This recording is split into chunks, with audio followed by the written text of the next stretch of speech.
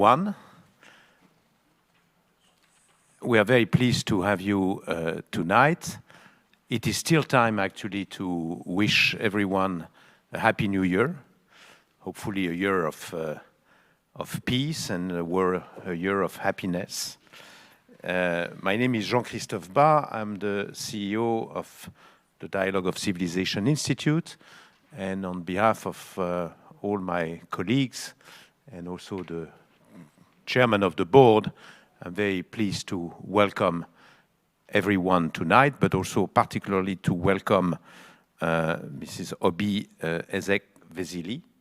And I'm very pleased to welcome you tonight for several reasons. First, because you are, of course, a very important person in Africa, but also in, let's say, the global perspective.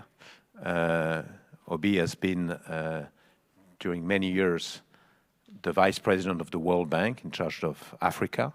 And that's one also of the reasons why I'm very pleased to have you tonight, because at that time you were my boss, because I was a junior staff at the World Bank and you were a senior staff at the World Bank. And I remember how impressive, your work and your legacy at the head of the Africa region that the World Bank has been in a way recognized by everyone. So this is really something that is important to stress. Oby was also a minister in a country, Nigeria, particularly Minister of Education, and also among many other responsibility and roles, she has been one of the co-founder of a major organization that was also a brainchild of the World Bank, or which is Transparency International. And I take this opportunity to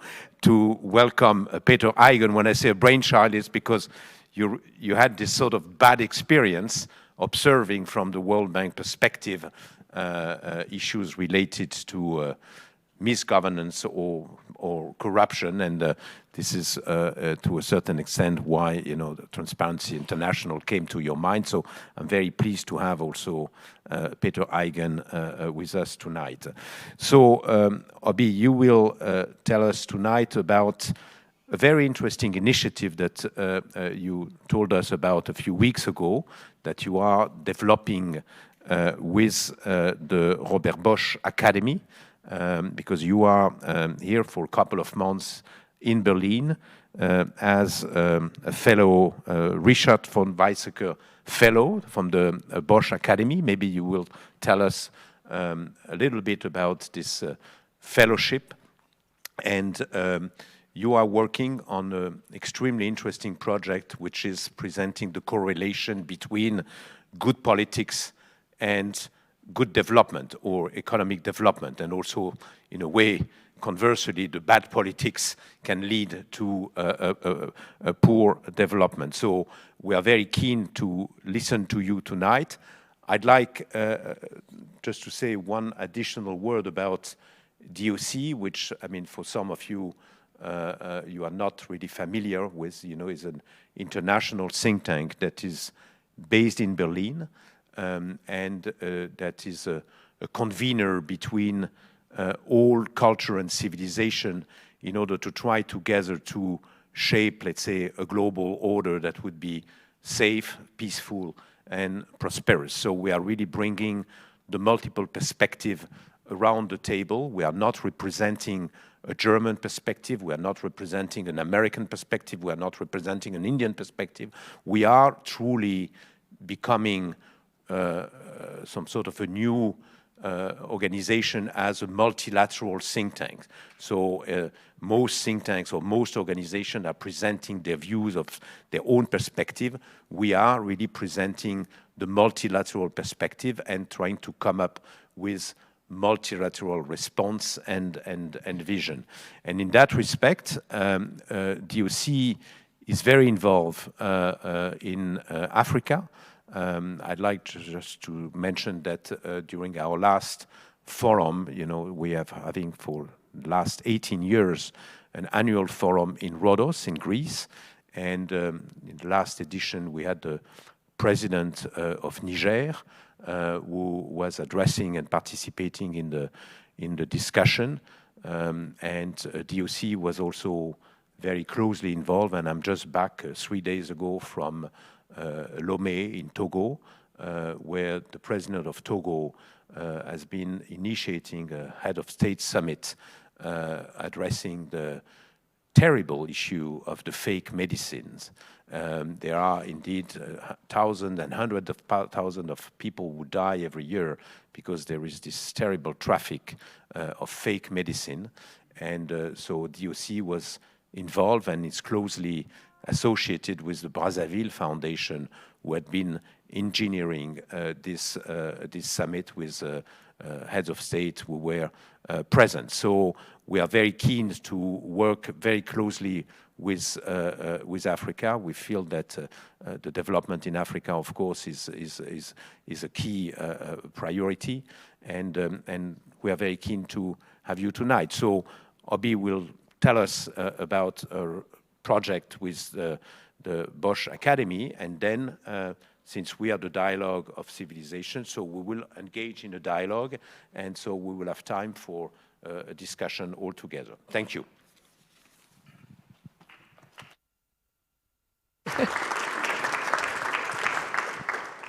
Thank you so very much, Jean-Christophe. Thank you for welcoming me. Thank you to your able team for making it possible for us to do this tonight.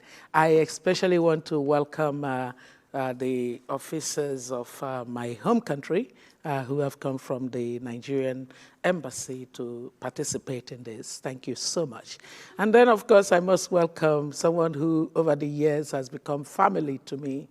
Peter Eigen knew me as a sprightly, very opinionated young woman who was one of the three youngest co-founders of Transparency International in those 90s when the organization took off. I am so delighted to have the rest of you join this conversation. I am going to be doing an introduction to a concept that I have been researching and therefore working toward making it a part of our conversation around the issues of how we are governing ourselves these days around the world, but especially concerning my continent, Africa, and my country in particular, Nigeria.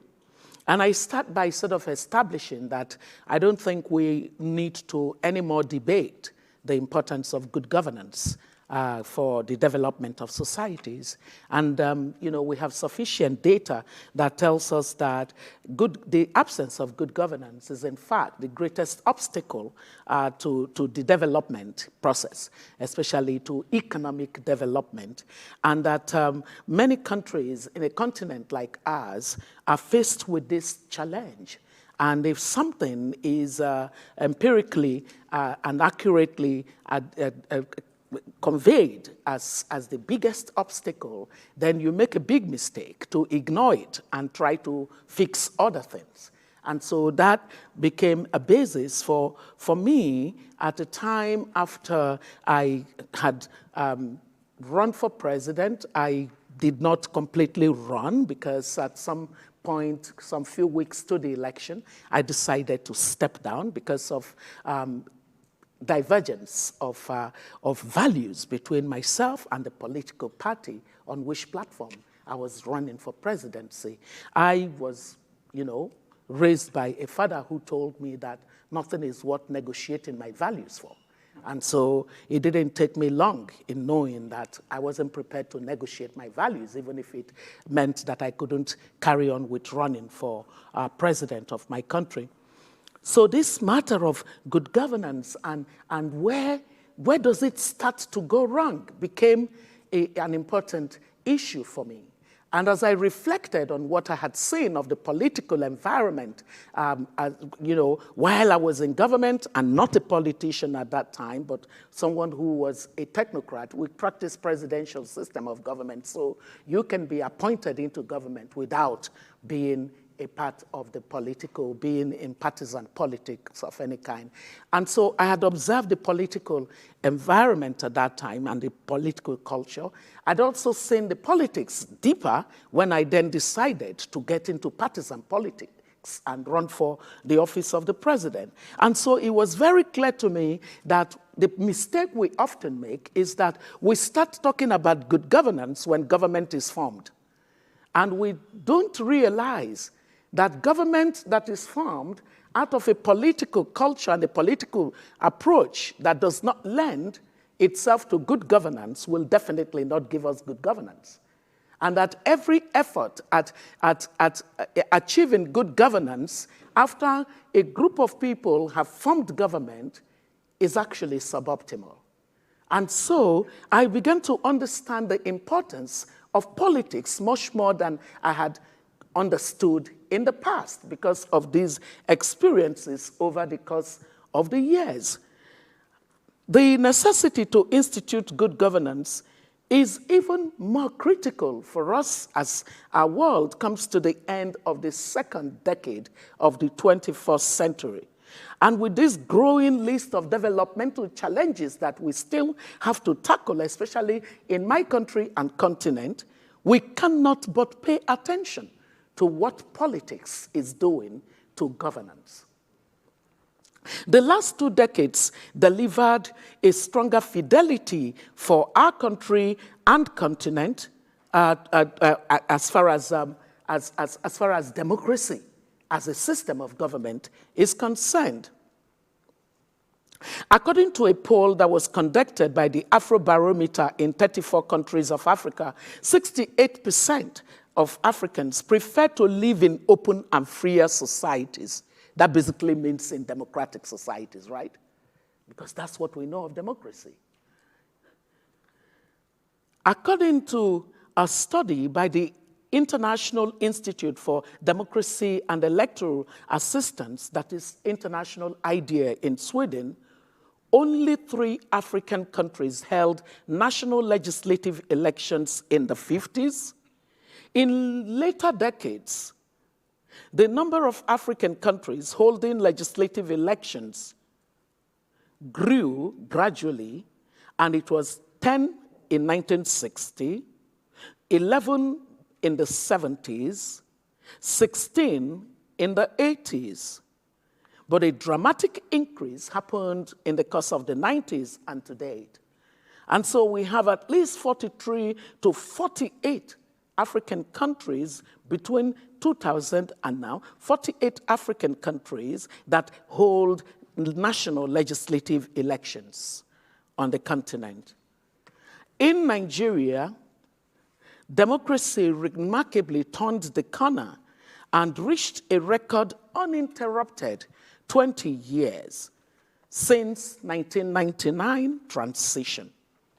I mean, you would wonder, Nigeria, this October, we're going to be 60 years of independence. So how can it be 20 years of democracy? Well, 20 years uninterrupted democracy. The 2 other cycles of democracy were an average of 5.5 years. Between 1960 and 1966, when we got the first coup in our country, and then onto the Civil War, and then military rule continued because the military prosecuted the Civil War. And then 1979 cycle, democracy came back, and it did not last beyond 1983. And so it was an average of 5.5 years until the transition of 1999 that has held strong so far. The military finally got the message that Nigerians have voted for democracy, no matter how fragile it is.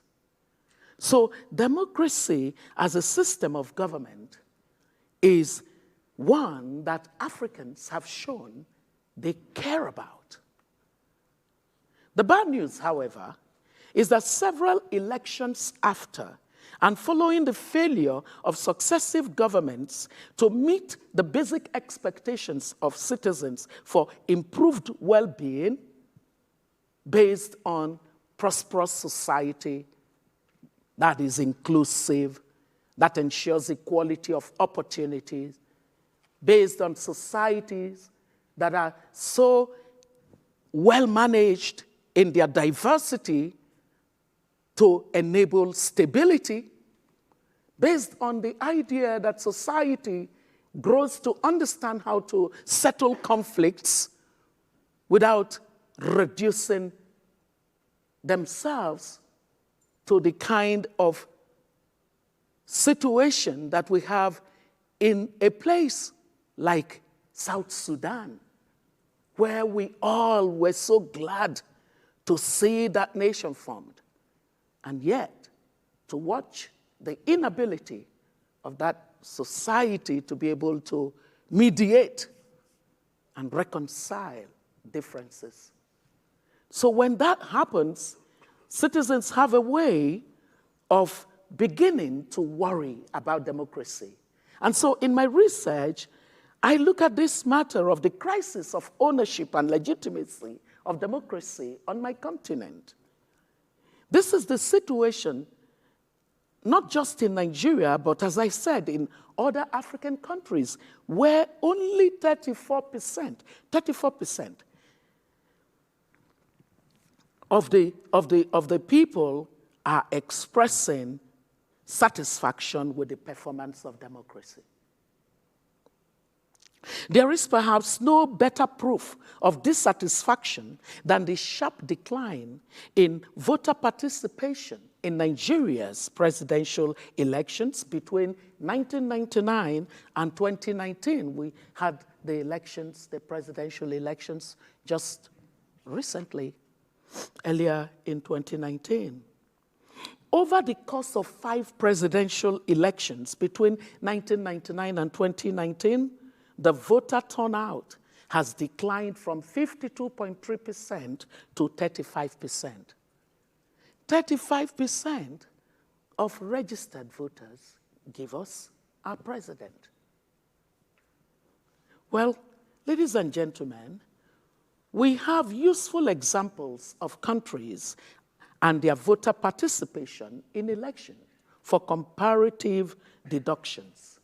Belgium has 90% in 2018, Sweden 82.6% in 2014, South Korea 77.9% in 2017, Israel 76.1% in 2015, and New Zealand 75.7% in 2017. According to the International Idea in Sweden, average voter turnout globally in 2015 was 66%. The fact that Nigeria's most recent presidential election recorded a mere 35% should therefore signal a deep cause for concern, because Nigeria is Africa's largest democracy. It is that important. Not only the largest democracy, but the largest economy of the continent. And it is empirically established that every 1% growth of Nigeria has a salubrious 0.5% growth of the rest of the continent. Is that correlated? And ladies and gentlemen, how strong is a democracy which has the largest population in Africa, the 5th largest in the world, but manages to have only 15.2 million out of its 84 million registered voters elect a president? It's not a good thing. There are many factors to consider, but critical part of the answer to that question may be in the perception and in the attitudes of citizens who have regarded the benefit of showing up to elect a president as close to zero. There are, of course, many issues associated with why citizens bother to vote at all. But in the case of my country and many other countries on the continent of Africa, the expectation that democracy would deliver the benefit of transiting out of poverty has been unsatisfactory. It has been unsatisfactory. A few months to the elections in Nigeria, our country was acclaimed the world capital of extreme poverty by the World Poverty Clock. According to that publication, Nigeria overtook India in the number of citizens living in extreme poverty at 87 million compared to 79 million. And when you consider that India, at its 1.4 billion population, has at least 7 times the population of Nigeria, and you also know that for the continent at large, it is estimated that more than 90% of the world's extreme poor will be in Africa by 2030. It just makes a strong case for a rethink of the ineffectual governance model that is seriously making citizens to lose interest and support for democracy. Worsening conditions of extreme poverty and acute inequality are lethal to the survival of democracy in my country and our continent. Any democracy must have basic characteristics which make it the world's freest political system. Politics is the engine of democracy. Without a political process that has such recognizable features, a system of government cannot be described as a democracy. A key feature is the existence and degree of participation of citizens in determining political outcomes, similar to the freedom of choice, free entry and exit that obtains in the market structure when we describe competitive markets for goods and services. Politics is fundamentally about competition, without which it becomes hollow and leaves a damaging impact on society. No democracy can be regarded as democracy if it does not hold elections that present citizens with opportunity to choose who leads them from a pool of people that offer themselves up for elective offices through free, fair, credible, and well-conducted elections. Political competition, being the heartbeat of modern democracies, and would ensure legitimacy of winners in every political contest. As with other types of competition, the rational theory is that those who have the power to participate and determine winners will desire to have a higher quality of options from which to choose. Herein lies the major distortion in the Nigerian or most of Africa's variant of political competition. It has erected visible and invisible barriers against the entry into politics of a high quality of contestants who are capable of providing a democracy model that qualifies as good governance. So on the one hand, the issue of citizens' participation.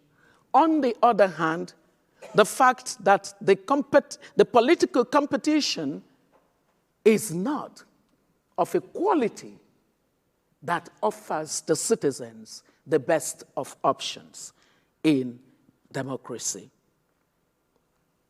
The ultimate assumption is therefore that in good politics, the outcomes of a competitive process would be favorable to both the consumers, that is the citizens, and the producers, that is the politicians.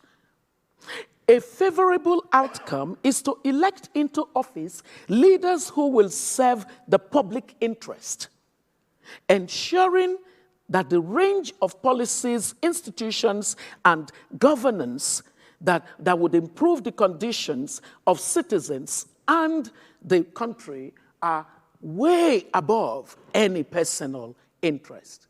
And it's so fitting that my friend Peter Eigen is here, because political corruption was one of the major areas of our focus in the early days of Transparency International, looking at how politics is so corrupted that the outcome becomes suboptimal to citizens. It's worse when it happens in societies that are in urgent need to have good governance, such as the continent of Africa. So, excuse me, I've been battling a cold. The converse is, however, the case with bad politics, because in the absence of real competition that results from ineffective demand and poor quality of suppliers, leaving the ones that supply with monopoly powers, unfavorable outcome is always guaranteed. Oh, you're so kind. Thank you. Thank you. Thank you. Thank you.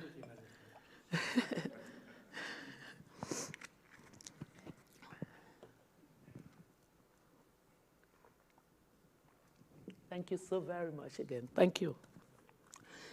So as I was saying, the converse is the case with bad politics, because in the absence of real competition that results from ineffective demand and poor quality suppliers, that is, poor quality politicians who have enormous powers resembling monopoly powers in the market, unfavorable outcome is guaranteed.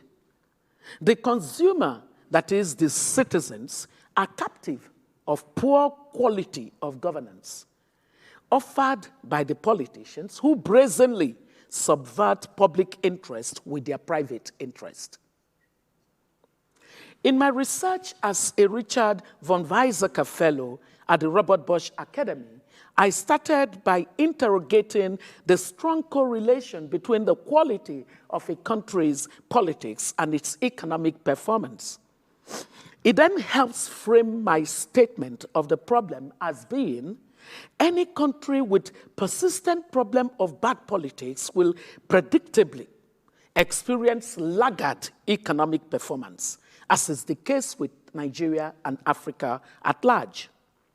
The serial poor and extremely underwhelming economic performance of Nigeria over the last 6 decades is not accidental. Put simply, Nigeria and Nigerians are poor because politics has persistently mostly delivered unfavorable outcomes to citizens. The Nigerian condition is in fact the result of a worse form of bad politics. It is of the type that does not deliver good governance. A long list of indices exists to show that bad politics and poor governance breed dysfunction of any society. Ancillary to the thesis of bad politics breeds poor economy is politicians in Nigeria, nay, in Africa, behave like market entrepreneurs. The prevalent tendency is that politicians engage the political process using their parties and positions as vehicles of transactions, primarily for the goal of advancing individual or narrow group benefit at the expense of good governance for the larger number. The insidious implication of this is a distortionary effect that it has on the expectation that politics is a process invented to maximize public and collective good. It is for this reason that I have designed the fixed politics as an analytically rooted and structural change initiative that will address the conditions that bedevil politics and democracy in Africa, and more specifically, my country, Nigeria. It will address the three critical pillars of any democracy, namely the electorate, the political class being the politicians, and the political environment within which they interact. And I can tell you, because I don't want to state my findings before it is discussed in-house, that it is indeed very telling that if we do not understand that the structural issue in today's global politics must be tackled structurally, we can just keep expecting that things will fix themselves, but they won't. From what I have gathered, it is very clear that for every society, you can measure where your democracy is on the spectrum of types of market. And if you evaluate your democracy and you find that your democracy is no longer closest to the place for perfect competition, you have a problem. But I want to tell you that my country and continent has the worst of problems in that evaluation. And that's why we have no choice but to fix politics. Thank you very much.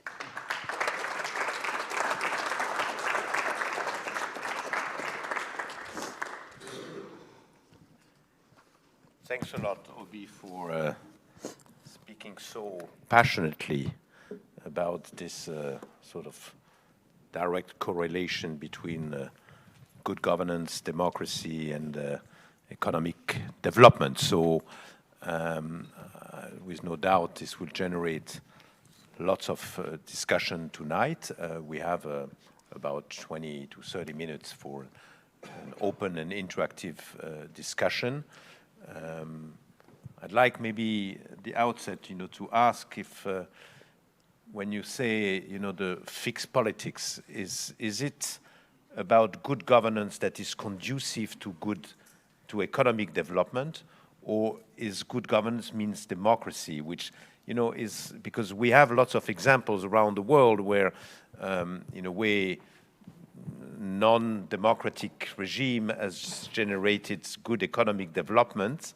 And so I think this is something that, in a way, sometimes either controversial or at least should be discussed, and that we can have sometime indeed a good economic development, but because there is a good governance, but no real good democracy. So I think this could be an element of the discussion, but I don't want to preempt the discussion. So I would like to, to open the floor, to open the discussion. Who would like to intervene at this stage, or is there any question?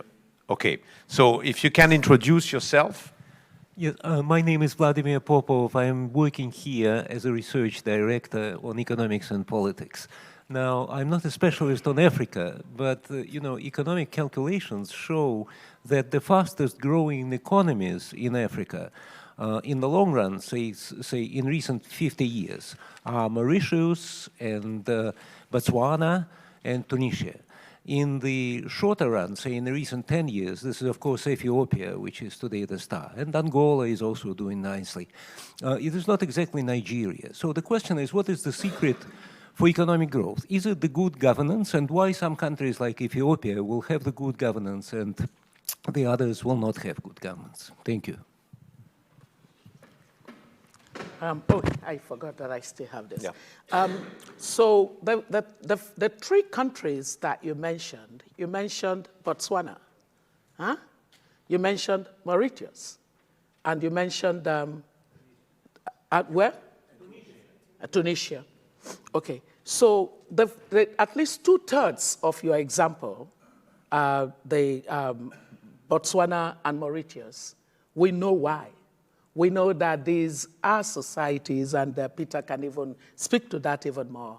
The legendary performance of Botswana, both in terms of its political stability until its recent bit of diversion from that, is something that precedes the building of the appropriate institutions of governance. And so institutions were really an important part of the emergence of Botswana as an entirely aid-dependent economy, even after its independence in the 60s. And then the fact that Botswana is a country that was known for not just building the institutions, but the stability of its democracy. It was one of the democracies in Africa that never was interrupted in any form. And there was always a stability around the process of succession. It's also the economy in Africa that took the counsel of people like Peter. Peter became not just a World Bank staff, but a really personal friend of Botswana. So Botswana stands out as the country that balked the Dutch disease that is the problem of many resource-endowed countries on the continent. Because from the very beginning, the systems and the institutions and the kind of legal framework to govern that natural resource of diamonds in Botswana was put in place. You look at Sorry to interrupt. Can you tell us a little bit more about the Dutch disease? Because not everyone is my an expert assumption. about this. Okay, so this is the tendency of all other aspects of the economy of a country that has natural resources to become uncompetitive, and therefore diverts energy into these natural resources to the utter neglect of every other aspect of economic potentials and possibilities of the country. It is what happened in your neighboring country, that from where it got its name, when was it gas or oil was discovered, and the sectors became uncompetitive, and there's lesson taken from it. So it is also the basis for what we know as being the corruption that happens, because an elite class gathers itself around that natural resource, wealth, and then utterly neglects good governance. And then the entire country suffers as a result of it. So Botswana was able to balk that. It is an example in Africa of a country that did not get drowned by its discovery of natural resources. So Botswana had the three things that lead to good governance. Botswana had institutions. Botswana had sound economic policies. If you look at the economic policies of Botswana, you would see, even in terms of its public financial management, I used to send other countries on the continent to go and understudy the public financial management system of Botswana at the time that I was at the bank. Then Botswana has what I call the capacity of the leaders to actually determine the investment priorities of a country. Because there are for me, there's a trioca framework I use in looking at good governance. It is about sound policies, and it is about strong institutions, and it is about effective and efficient investment in the right priorities that deliver basic goods and services to citizens as well as business. If you have these three things working, the tendency is for growth to happen. So Botswana has it. You look at Mauritius, it's exactly the same story. To a lesser degree, because they are not dealing with, most of their resources. In fact, their story is even interesting because a lot of it is non-natural resources-based growth. So you can see clearly that this conversation has to, and what you're alluding to is this thing where people say now that, maybe Africa should begin to look at China. May God forbid. That's not a political culture that we want to bring to the continent. Democracy has its challenges, as you've seen, but frankly speaking, Africa must stay with democracy because it's also empirically proven and established that democratic environments, because they offer freedom, they enable innovation. We cannot afford not to be societies where the minds of the people would be free to innovate and would learn our lessons and fail, but at the same time, we would know that freedom is not traded off for development. We need freedom and development. And I think that it is possible to get that when we build our democracy as I canvass through the fixed politics. Yes, please. My name is Valerie Viban, and I'm into international economic development work, especially for Africa. Let me take time, first of all, to celebrate the fact that I'm having you speaking here. I've admired you for many, many years now, from the Bring Back Our Girls campaign to Transparency International. I followed you quite much, and I'm honored to be here then. Thank you. I would like to observe this. Could it be that the problem of Africa's democracy, because I come from Cameroon and we're quite familiar with the same things you're mentioning, is that there is a big divergence between what democracy offers and what the people understand. For instance, when you look at Nigeria, she has the biggest population of young people, I think even across the world. How come that those who partake in politics largely exclude young people? Does it mean that democracy to an extent doesn't address what young people find appealing? And I even want to take this question further when I look at what African people most often, in West Africa, which I know very well, perceive for strong institutions. In my country, for instance, the traditional authority is much more respected than the political authority. Does this also make us to start thinking that these solutions of democracy, which are not fashioned so much in the African civilization development, are a problem to why we have this political apathy? And also, I wanted to... No, it's enough. Otherwise, I would lose track of what your question is. So I think I want to maintain some discipline in the question. All right, thank you. All right, thank you so much. So the first thing you said about the exclusion of the young is also the exclusion of women. So there are two groups that are not playing adequate role and participating in an optimal way in our democratic journey. But the thing is, it takes you back exactly to the point I was making, that when you have a concentration of power in a certain political class, what you have is the semblance of a monopoly class that dominates your supply of politics. And this monopoly class acts just like the monopolist. There's a barrier to entry. And so the barrier to entry exists for young people and for women in most of these democracies. And so in the conversation around fixing politics, we look at those issues that constitute the barriers. And for you to be able to get young people and women into the democratic process, you would have to address those barriers. Does that make sense? Yeah? Okay.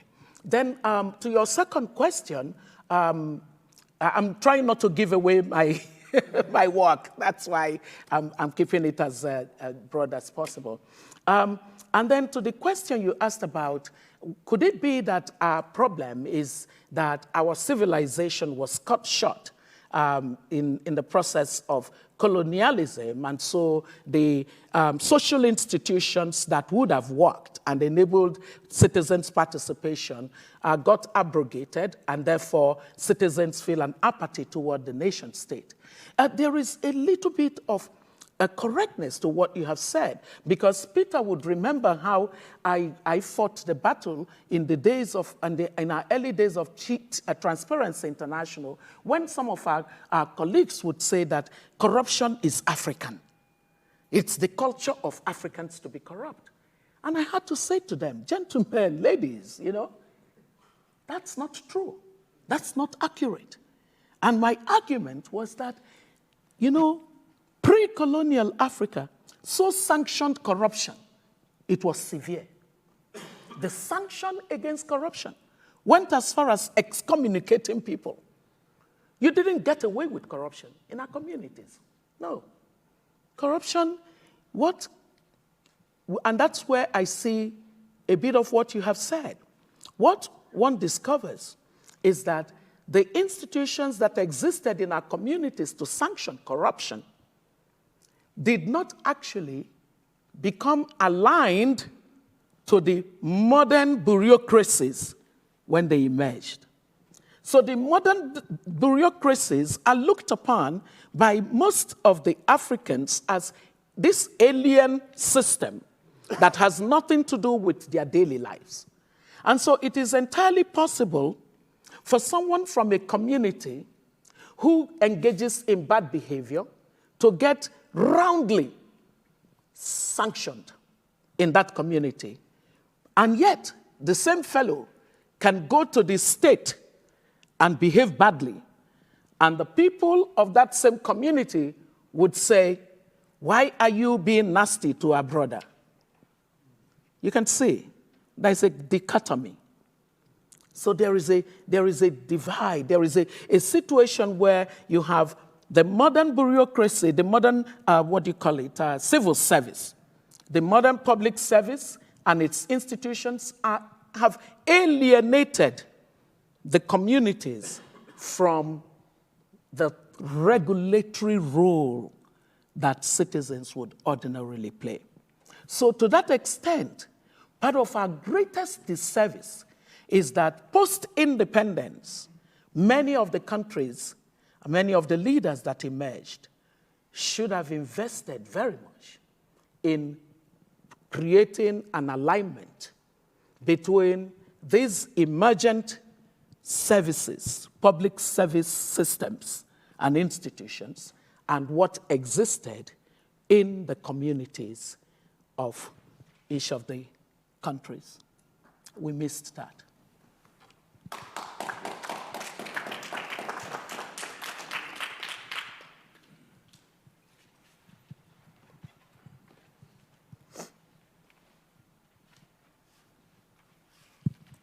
Thank you so much, Ms. Oby. My name is Adani. I'm from Ali Salamun Hoshule, and I wanted to ask you about economic regional integration within Africa. You kind of touched... Oh. It is, yeah. Can you hear me? Yeah. Okay. Speak up. So, yeah.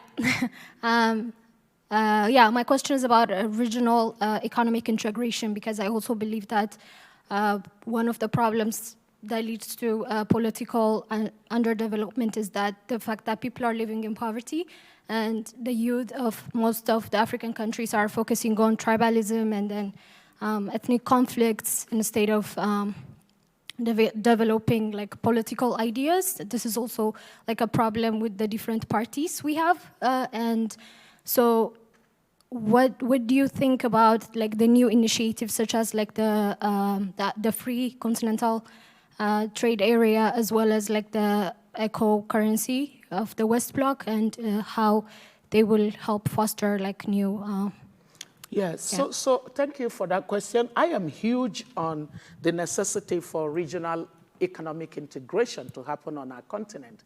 As a matter of fact, it was one of the priority areas when I was vice president of the World Bank for Africa region. We were very fortunate at that time to have Erastus Nwenche as the deputy chair of the AU Commission.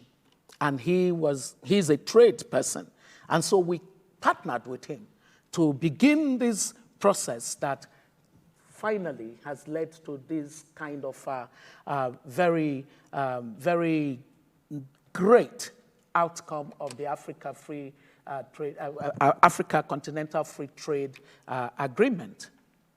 Africa cannot have just about 15% of intra-Africa trade.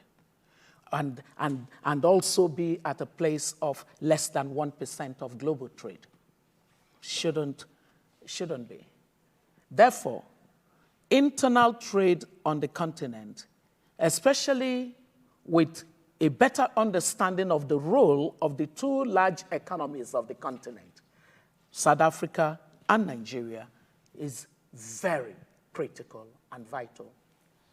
Where this collides with what we're discussing today is that you cannot have regional top performance without having national top performance.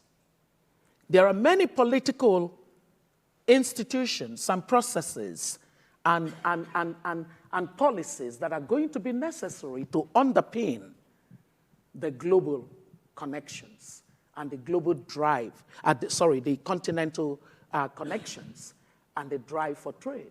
Because it has been found that it is not, that non-tariff barriers are much more inimical to the growth of trade than tariff barriers.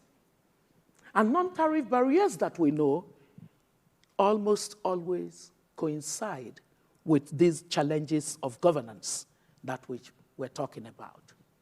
Which therefore means that for the continent to reap the benefit of the after, it has to be on the AFCTA, it has to be on the basis that countries improve the quality of governance.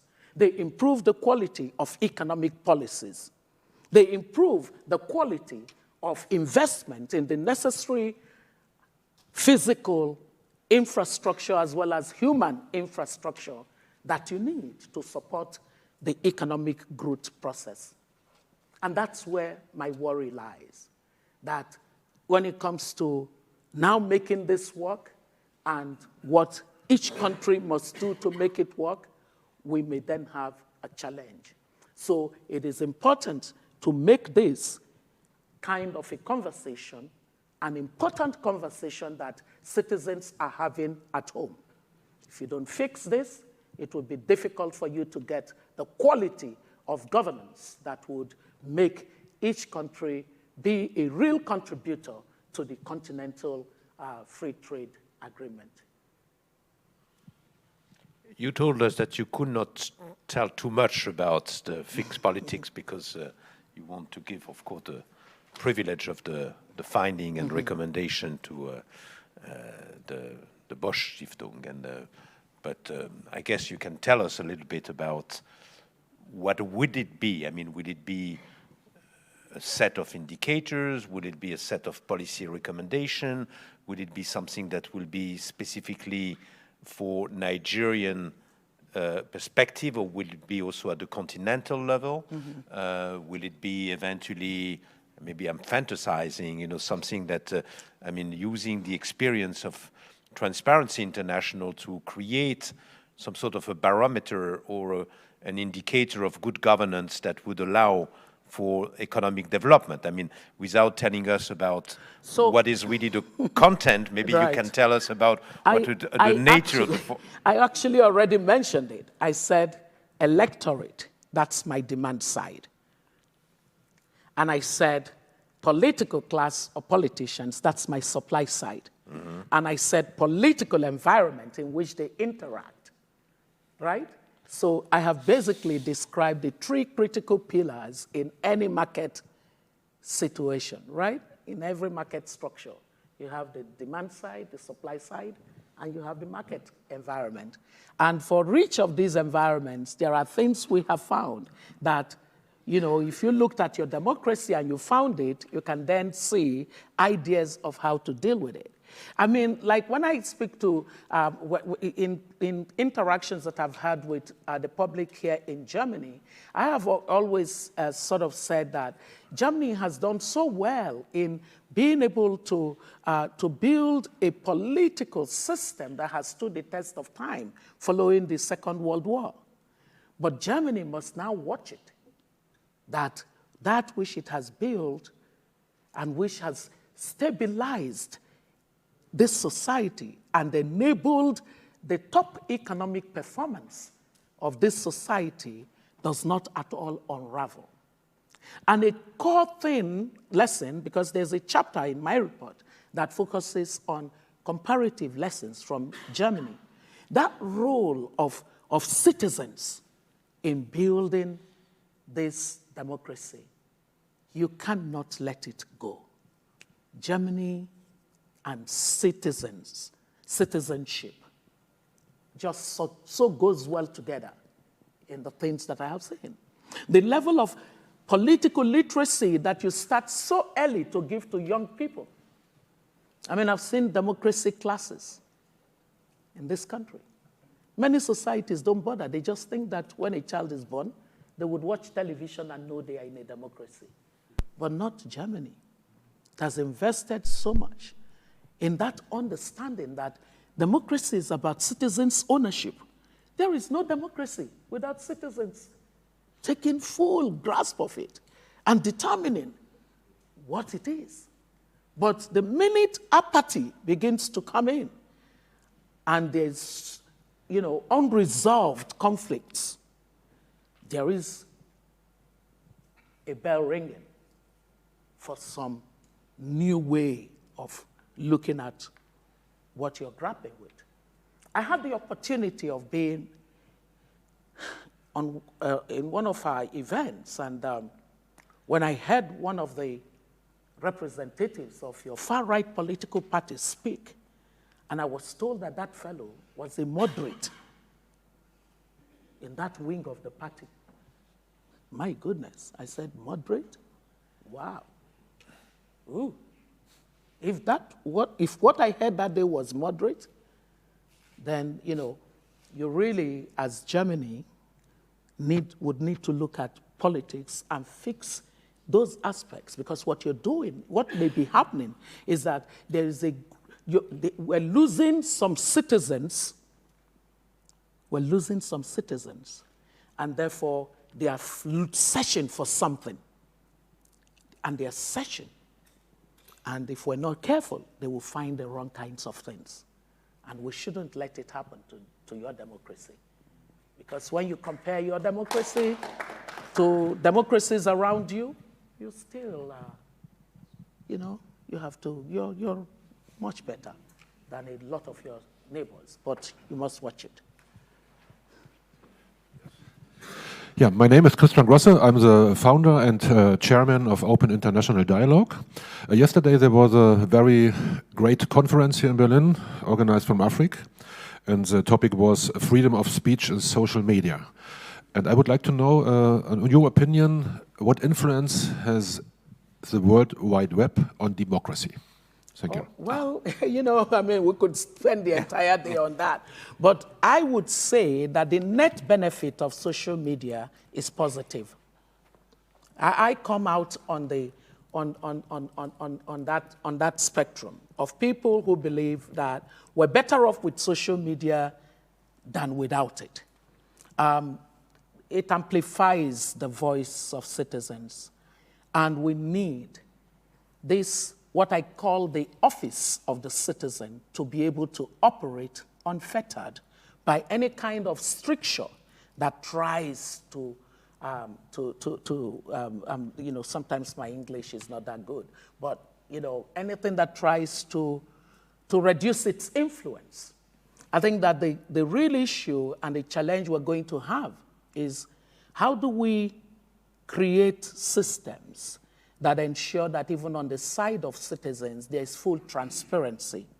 The fact that anonymity is guaranteed on social media can sometimes lead to extremism and all kinds of intolerant and all kinds of dark spots in the World Wide Web. So we probably need to get to the place where no matter what the social platform is, we must have transparency of the citizens. Citizens cannot demand for transparency from institutions, from governments, from business, and not themselves be transparent. So this idea that anybody can just get a Twitter handle or a Facebook page and then can do anything anonymously, that should be something that all of the platforms should begin to look at. But don't in any way imagine that there's any one part of my body that would vote for anything against social media. I am on social media. I'm on Twitter, and I get as much insult as anybody who is a public person and who is very clear on their views and where I stand on things. There are people who oppose my views. They will insult me as much as they like. Some days I take the insult and I just ignore.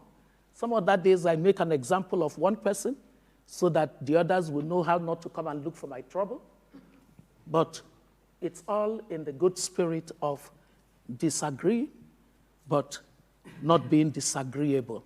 We need to find ways to push and that's where your organization comes, this dialogue of civilization. We need to have civilized dialogues. Social media should create opportunity for healthy debates without having to drag ourselves in the mud in the process of doing that. I'd like to take this opportunity to ask you a little bit about your assessment about civil society in Africa today. I think, this is, until very recently, there was not much citizen participation or not much way for the people to express themselves.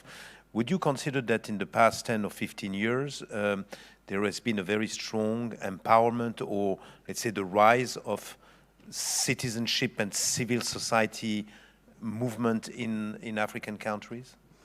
I think, I don't remember which of the reports that I had seen, but that report showed progression in the active engagement of citizens. And a lot of that active engagement of citizens in the demand for governance is coming from social media. So there is this level of, and that's the tricky thing, right? There is the benefit of some of the anonymity is that it enables people to have the confidence and the courage to say, to demand or to report cases of bad behavior that affects the public. And yet, the counterfactual of that is that some others then use the anonymity as a basis to really do some hideous things that are injurious to society. But all in all, on the aggregate, when you look at some of the countries on the continent where the state institutions can be used to really deal with citizens, what citizens find solace in is the fact that their voice can be amplified through the social media. So that way they are engaged in the necessary public debate. And also more and more as we find radio playing a bigger role on the continent, radio is becoming a means of having community dialogues around the issues of governance. That's also helping people find themselves. And the power of the Africans' most important asset, it's the telephone. It's the fact that the access to mobile telephone is such a powerful asset for the African, whether a trader or a farmer or whomsoever. That asset is amazing because what it means is that platforms like WhatsApp, where information gets shared, is keeping people more informed about things that go on around them. So in many ways, I would say that there has been a growth in awareness. I remember in the early days of TI, we always said that the first stage of TI was to bring awareness, was for people to know that this thing called corruption damages society, it damages companies, it damages people, it damages the world. And that awareness, I imagine that in the 90s we had Twitter and WhatsApp and all of this, Facebook and all of that. I don't know, maybe we would have been faster. But I dare say that, just even having us as a global movement with people committed to the issues in their respective countries, all the chapters, we now have more than 100 and something chapters around, 110 chapters around the world. That's civil society. Majority of that is in Africa, so, pardon? 28 in Africa. So citizens' participation is huge and it's happening on our continent. And I think that it can only get better. One of the things that I worry about is when citizens' participation is not anchored on analytics and empirical evidence, then it just becomes talk. And talk does not do anything to politicians, you know.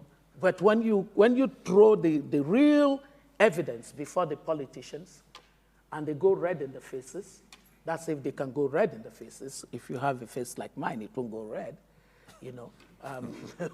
But the person would have a feeling of shame that something wrong has been found out.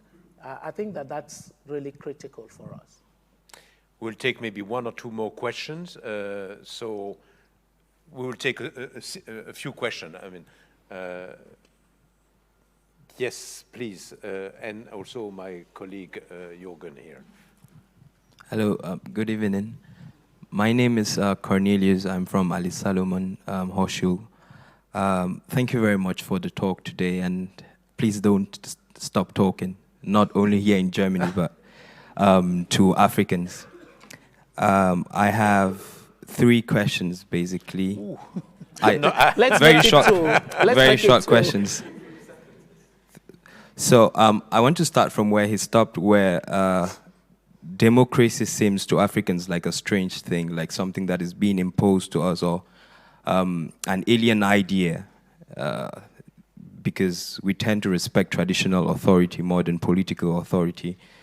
So I would like to ask, when you talked about the impact of the politicians in governance, you didn't mention, and I was waiting to see if you would, the impact of neocolonialism, for example, where, like in Cameroon, for example, France has a very big impact on how Cameroon politics is played out. And I believe the UK would have some impact on how politics in Nigeria goes on too. So I would like to know what you think the role of neocolonialism is in African politics. And when you mentioned your market and you named these 3 pillars, I want to know if the commodity that is being traded in this market, is it power or freedom? So is it power that is being traded in this market, or it's freedom that is being traded? And if so, how do we monitor this freedom? And is the supplier here not just a subsidiary of a bigger power of neocolonial powers, for example? Okay, I think we need to stop here. So we will take another question. Yes, go ahead. My name is Jürgen Grote. I'm a senior researcher at this institute. I have a more conceptual question, somehow linked to your last question, namely describing politics in your country and in Africa as a whole. You very much made use of an economistic kind of paradigm, politicians as political entrepreneurs and voters as customers, so to speak, or clients, Anthony Downs kind of argument. This is okay, but what I do not really understand how you bring the concept of good governance in this conceptual framework, because I mean the economistic version would say politicians are utility maximizing entrepreneurs, and everything they do is rational. It happens in a rational choice framework, so to speak. So even corruption would be rational from this point of view, while the governance paradigm, or the good governance paradigm, rests on completely different logics, not on profit maximizing or profit seeking, but on exchange, interdependence, mutual understanding, and things like that. So the first perspective you introduced,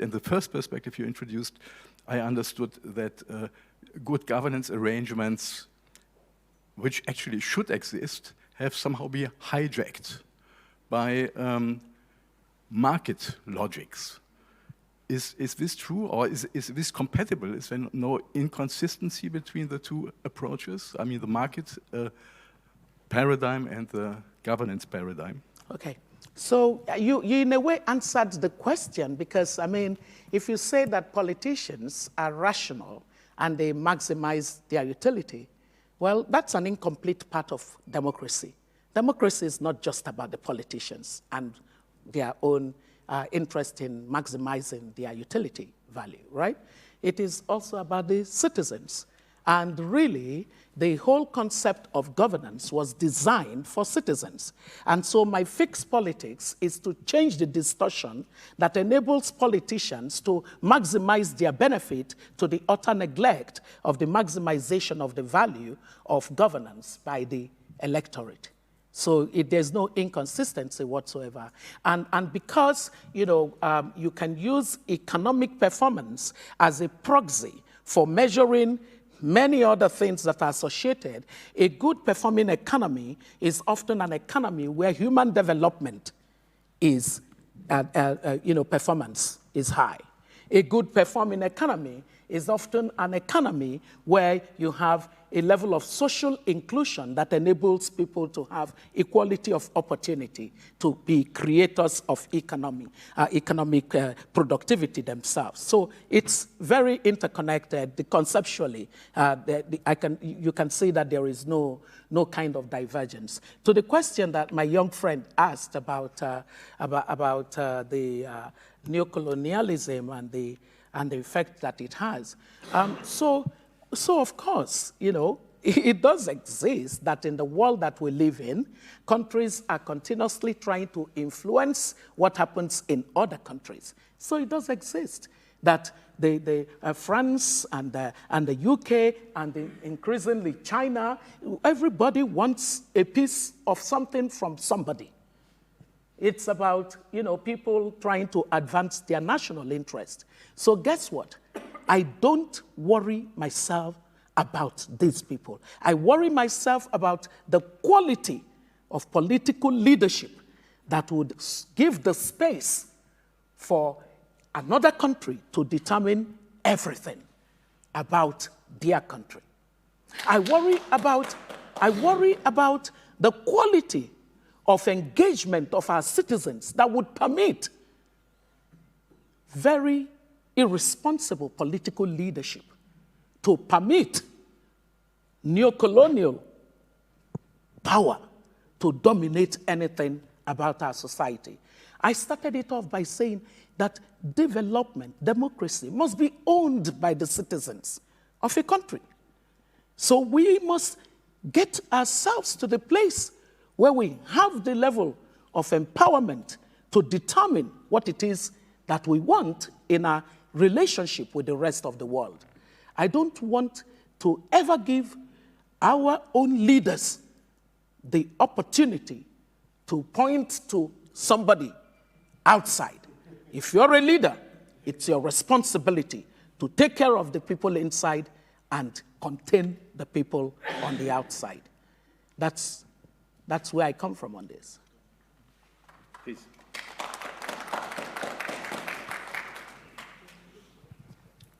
Thank you, Ma, for your succinct presentation. I don't know if your last response has answered part of what I'm going to say. Like you mentioned in your presentation, Ma, Africa's democracy has a lot of challenges, and part of it is its colonial experience. Ma, don't you see that the West has a lot to do in strengthening some of these weak institutions that Africa has? Because rather than just mere sending observers during elections. So these are some of the things probably Africa and the West needs to work together, and then also try to see some of these weak institutions that we talk about needs to be strengthened in order not to just allow observers to come in and see and go. Thank you very much.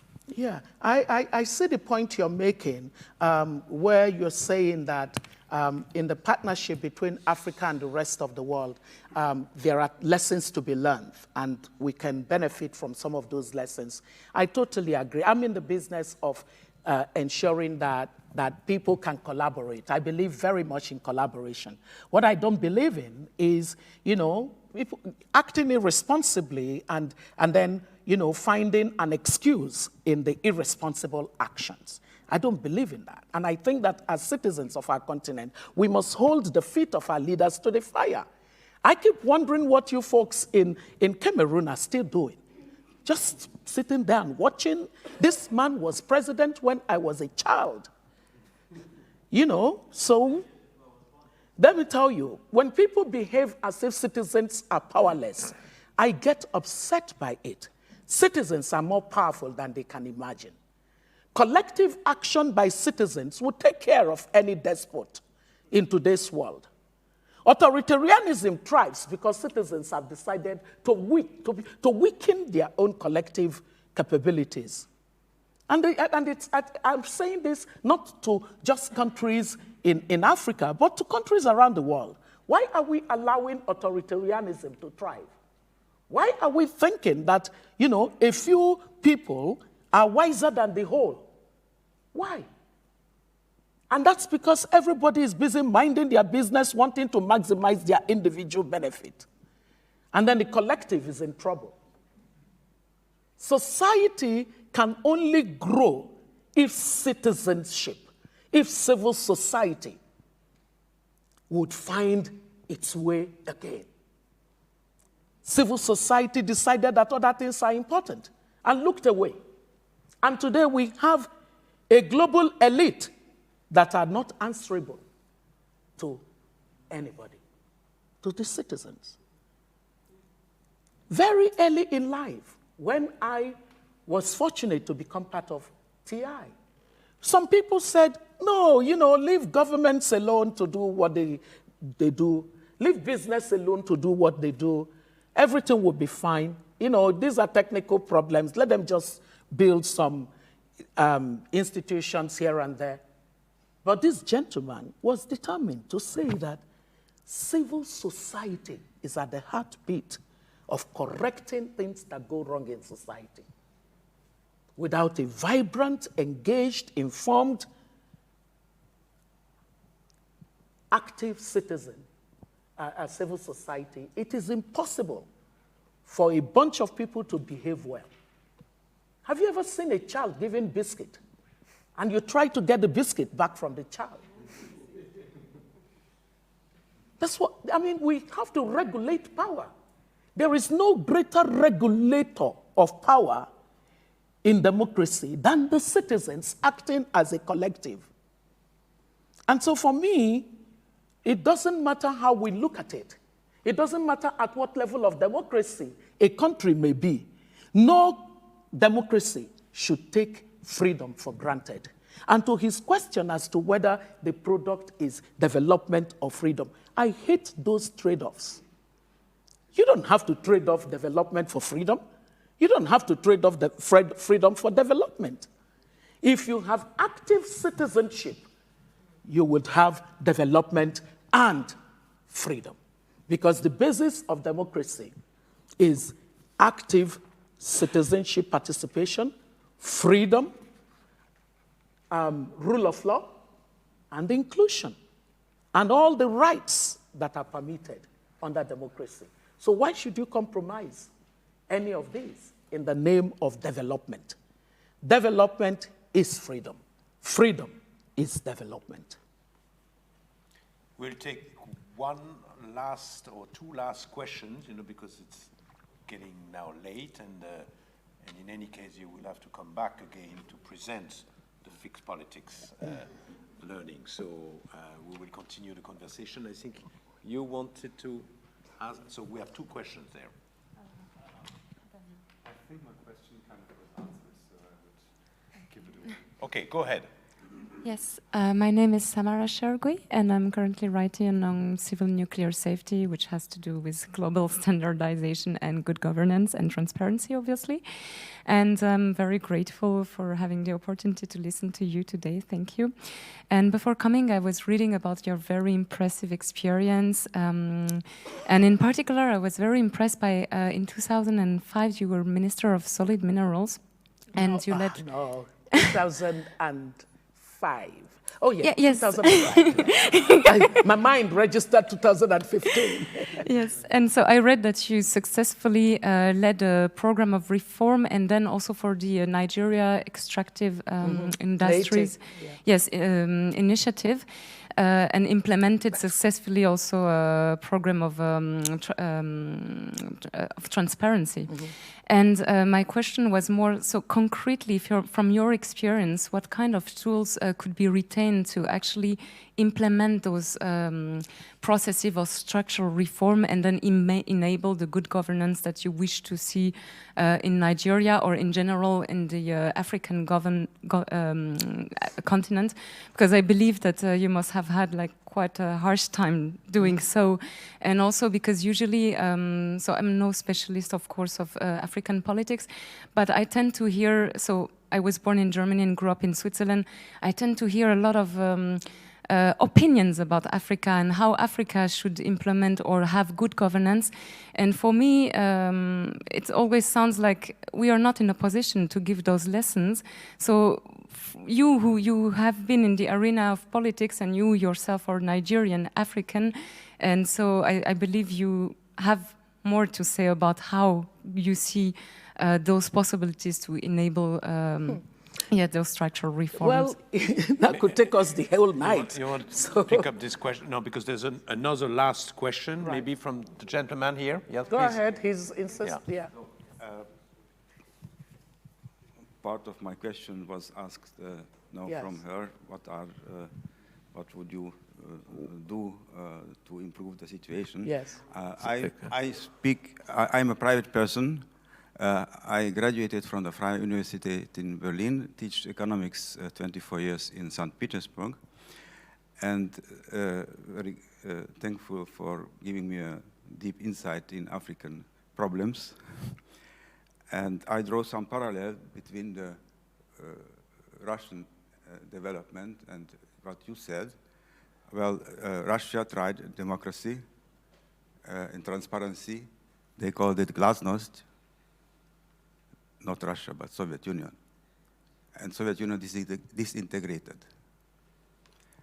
In my personal opinion now, one of the reasons why the development to democracy in Russia stopped, because, personal opinion, there is a danger of disintegration of Russia itself. So, I would like to ask you, what would you do in your country? So there is first question, what are the obstacles against democracy and good governance? That was the question, I think. Okay, thank you. Thank you. At the risk of repeating the things that I said already in my lecture, I think that a key thing to her question, you have to prevent the opportunities for bad behavior. That is so absolutely important. And to prevent opportunities for bad behavior, it means that the business of government has to be done as transparently as possible.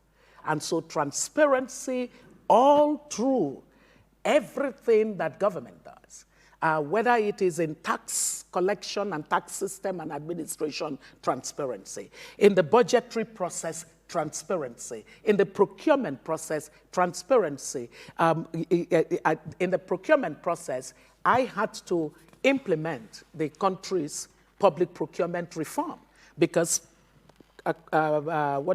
public contracts used to be the honey-bed of corrupt politicians in my country. And even when the military was in place, it was public contracts that formed the hotbed for corruption. So transparency in every aspect of government. The audit function of governance has to be strong to be able to identify when things have been done wrong and to ensure that corrections are made. So all of these transparency initiatives that boiled down eventually to a specific focus. And Peter and myself worked again on that. It's called the Extractive Industries Transparency Initiative. When we came to the understanding that if we do not take transparency and really shine the light into the activities, the things that go on in the award of mining licenses and oil prospecting, oil exploration licenses and auctions and things in the continent, we would not get maximum benefit for the citizens. So we took transparency into that sector of natural resources through that. And you have to implement the measures that enable there to be a knowledge. The right to know on the part of citizens is critical. Two people, corruption does not happen what's the biggest square in Berlin? Gendarme Marche. Okay. No, people don't gather at Gendarme Marche and say, we're right here discussing how we're going to, take some money from the public treasury. Do they do that? No, they don't. It's something that happens between two parties to the disadvantage of the larger society. And so if you're going to prevent the occurrence of corruption, you must bring transparency to the way that decisions that concern the larger public are made. You can't leave it in an opaque context. So those are the preventive measures, that you should do. Then there is the whole sanctions against bad behavior. When societies no longer know how to sanction bad behavior, what they simply do is they send a signal that bad behavior is profitable. We normally say that corruption becomes prevalent in an environment where the cost of corruption is low and the profit is high. So if you reward bad behavior, but you punish the opportunities for people to behave well, because that's what happens, a distortion happens. Bad behavior is rewarded, good behavior is punished. So you see companies that try to behave well, they're the ones that don't get opportunities for government contracts, right? So that's a distortion. So you have to have a system of law, its enforcement, prosecution, judiciary, that can sanction bad behavior. Because when people know predictably that bad behavior will be sanctioned in a society, then they would be careful not to get into corrupt activities. So that also enhances good governance in societies. And then, of course, these two things of prevention and sanctions must rest on a very strong pillar of the moral code that organizes the way that society behaves. Whether in the public sector, private sector, or civil society, people need to know that there is a moral orientation that is intolerant of bad behavior. And we normally say that the people who can lead that process are the top political leadership, because they lead the way. If a political leadership behave as if corruption does not mean anything, or they are the ones, in fact, who teach the people how to be corrupt, a society basically decides that corruption has to be a way of life.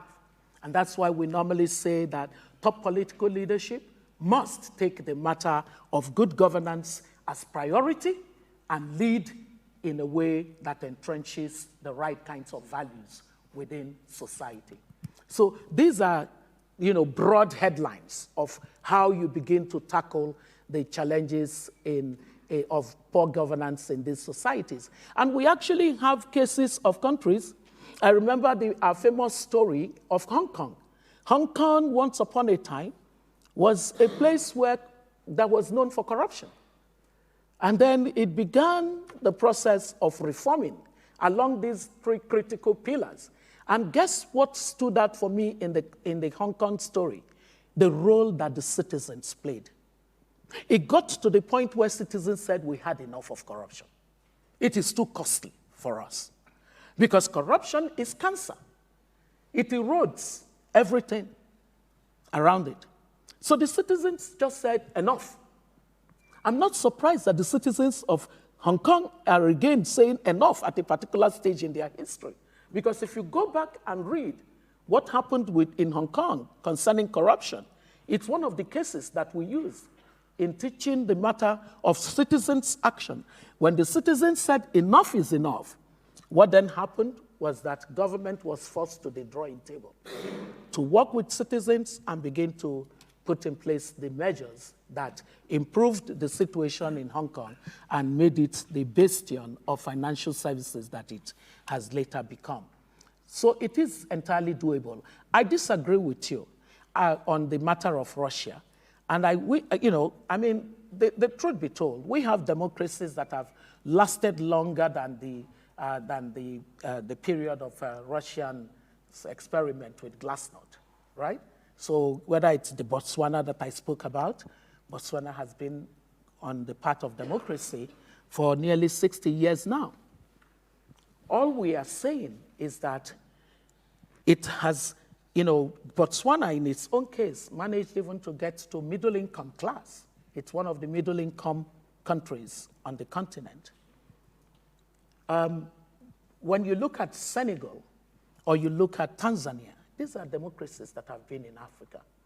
The challenge is that we now need to move beyond just having civilian rule as established in the democracies to translating this stability of democratic process into the kinds of policies that engender growth, rapid growth, and it is entirely possible. We have seen a sector like telecom sector with the right policies on our continent. We led the rest of the world in terms of mobile telephony. And the impact it has had on a number of our economies is significant. In my own country, it contributes as much as 6% growth annually to our growth envelope. You look at countries where the practice of democracy has been on. If they don't consistently carry out the right economic policies, they would only have elections to show for democracy. What we're saying is that holding elections is not enough. You need to go from election to building the institutions, to articulating the right sets of policies, and building the right institutions. Because when you do all of these, you will get economic growth, and you would get, ultimately, if you did it in a good way, inclusive growth that leads to economic development. Oby, this will be my conclusion. I want my friend to talk. Yes. You want to say a few words, Peter? To say a few words about the work of TI. But we can invite him, to say more than a few words about TI. Thank you very much, Oby. Your telepathic capacities are still there, and I really would like to talk quite a bit. I will be extremely interested in the outcome of your Fixed Politics initiative. You did not mention that we worked also in a tandem when I was teaching at Harvard, yes. And you were a graduate student. And at that time, I was always very keen to be rather precise on definitions. And I feel that your definition of politics is much narrower than what is customary in political science. When you talk about politics, you seem to be talking about what politicians do, while politics is basically a term which describes what society does if they have to take a decision, whether it's in the political arena, whether it's in a village, whether it's in a classroom in the school, whether it's in a family. Politics is everywhere. And I wonder whether this broader term of politics would also be useful for your approach. I also feel, and I think you just said it, elections by themselves are not enough. There are many other essential elements of democracy. Checks and balances between power centers, for instance, multi-stakeholder deliberation. which Habermas is preaching as a very important element of democracy. These are all things which have to work together, not only elections. Many African governments are right now willing to introduce elections because to some extent this is what the global consensus demands, but they are extremely undemocratic. So in a way, yes, I'm looking forward to the outcome of your work. I believe very strongly that you are right. You have been a fantastic and extremely innovative and powerful member of our team when we started Transparency International. In fact, even more so when you started the Extractive Industry Transparency Initiative. So in many ways, I'm excited about your ideas, and I'm really looking forward to continuing our dialogue of civilizations. Tomorrow morning, I'm going to see President Obasanjo. You were very powerful as a tandem with the president, and you as a minister. In fact, you didn't say that you were also the Minister of Transport at some point. Minister of... we make in Germany very interesting experiences with ministers of transport nowadays. I was a Minister of Transport.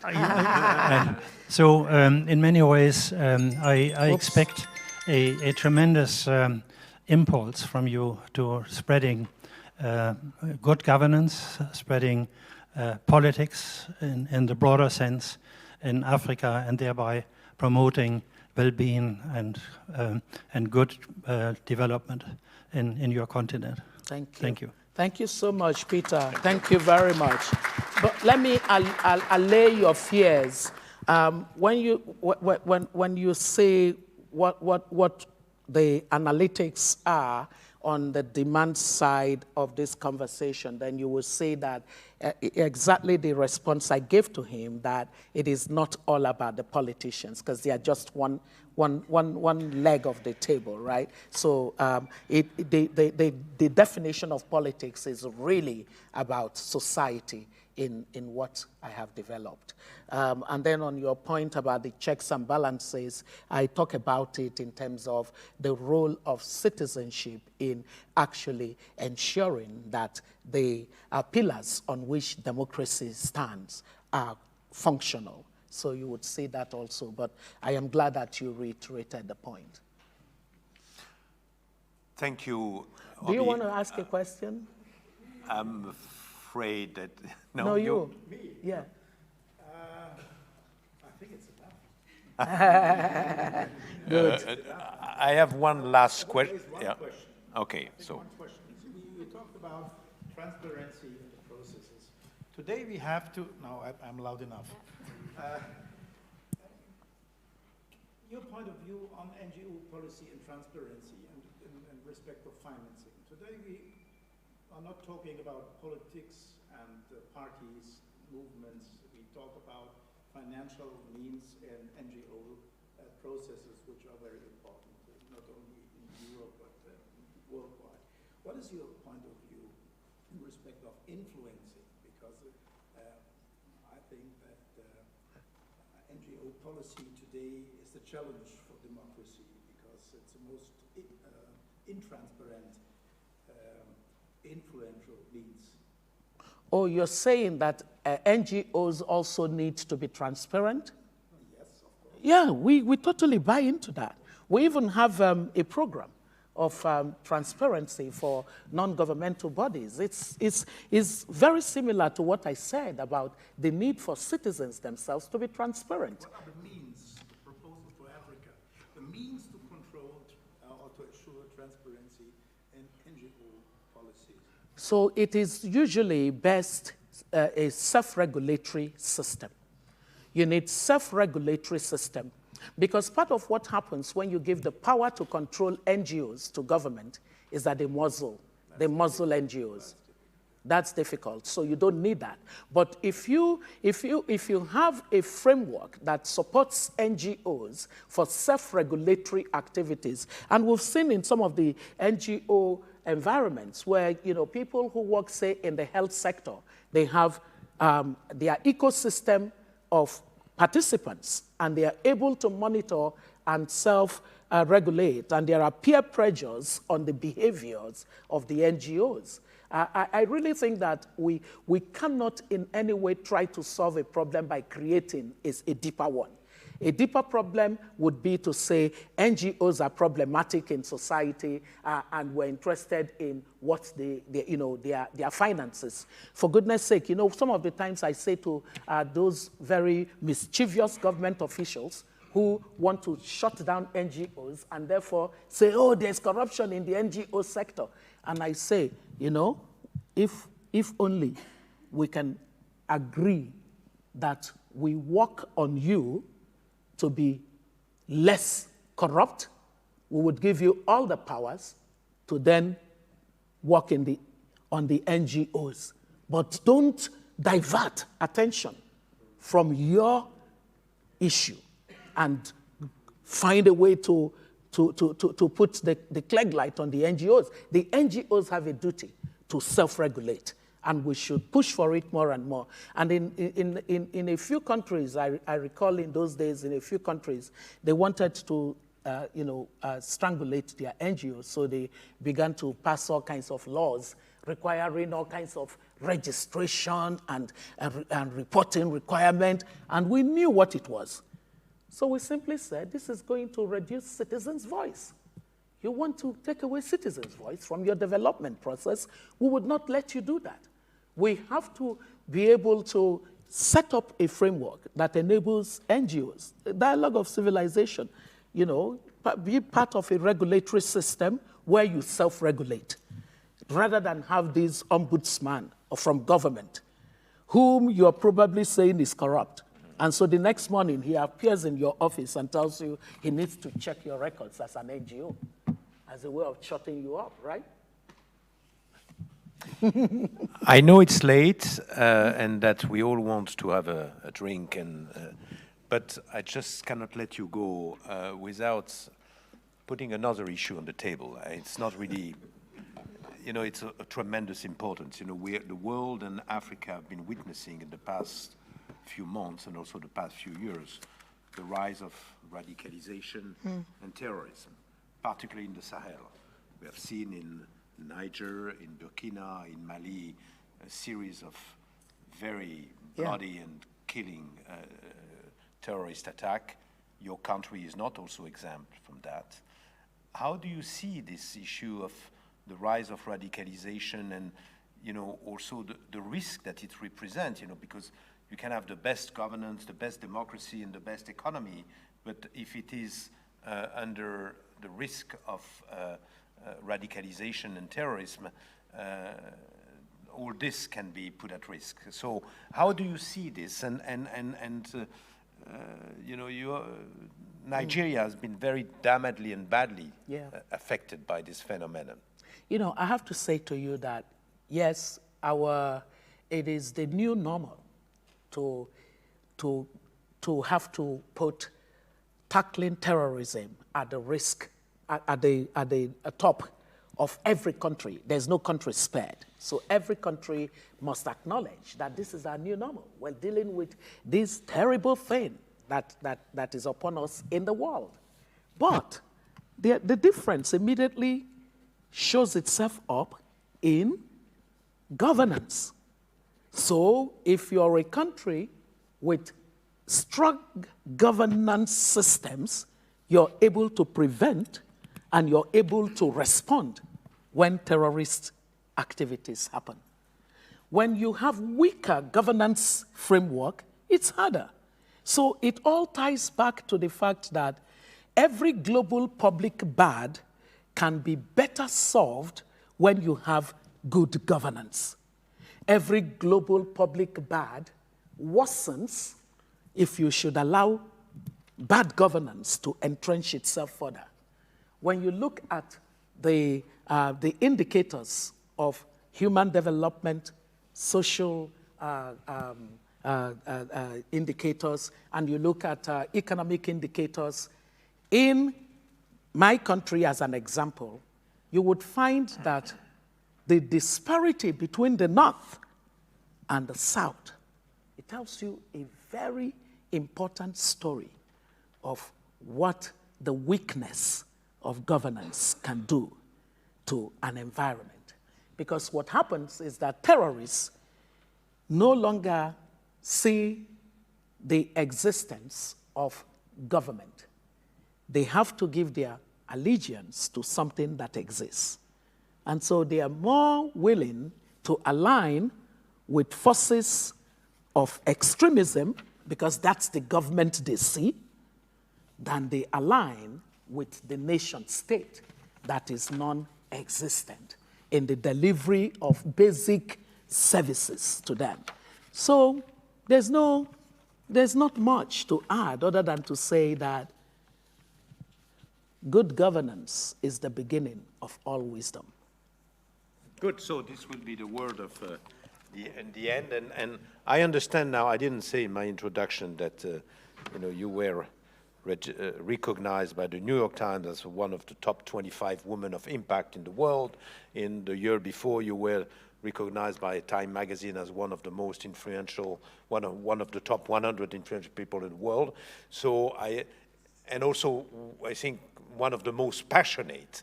And I think this is only passion can really bring the good that is necessary for the good governance and the good of people. So thanks a lot again. Thank you, everyone. Thank you. And let's now have a break. Thank you.